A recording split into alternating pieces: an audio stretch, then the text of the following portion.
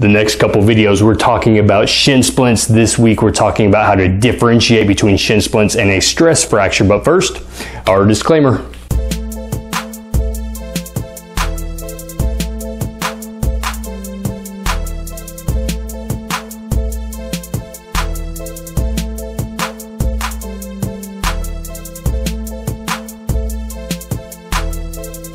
Mike Matthews, physical therapist here with the PT 411.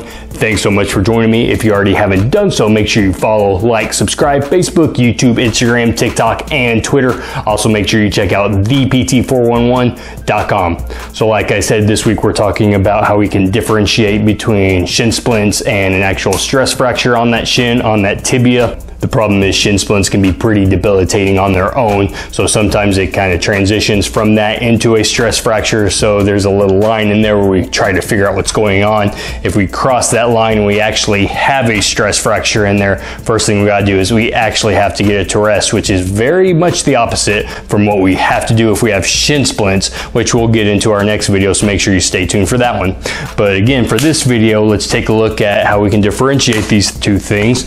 The first big thing here, our tibia, our big shin bone right here, we're usually going to have pain more on the medial side, not the meaty side, on the outside over here. We're definitely going to have some more on the medial side over here. Now, the first big sign that it's a stress fracture is first thing in the morning when you put weight through it. It's not as bad as when the day progresses, when it's an actual shin splint, when it's actually that tendonitis with those muscles right there. It's going to be pretty consistent all throughout the day. It's not going to be better in the morning or worse in the afternoon. The second you load it up, it's going to talk to you. Now with the bone, when you take weight off of it over time, it has a chance to kind of relax and recoup. So when you first start putting weight through that fracture, it's not going to hurt as bad earlier on in the day as later on in the day when you put weight through it all throughout that day and it's received that constant pounding. Another big sign is if you can push along the bony side of your shin over here and you give it a pretty decent push, working all the way down. If you find a single point that's pretty tender, but it's not tender above or below it, but just in one very specific spot, that's another sign that it's probably a stress fracture. Now, the last sign that we'll go over, how it behaves when we put resistance against dorsiflexion right here. So we can put our hand on top of our foot right here and resist that upward movement, push against it.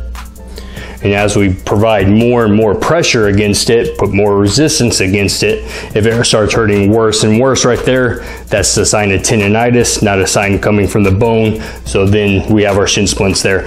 But if it stays pretty consistent with that pain, no matter how much or how little, or even if we take the resistance fully away, if that pain remains constant, if it remains the same, more than likely we're looking at a stress fracture.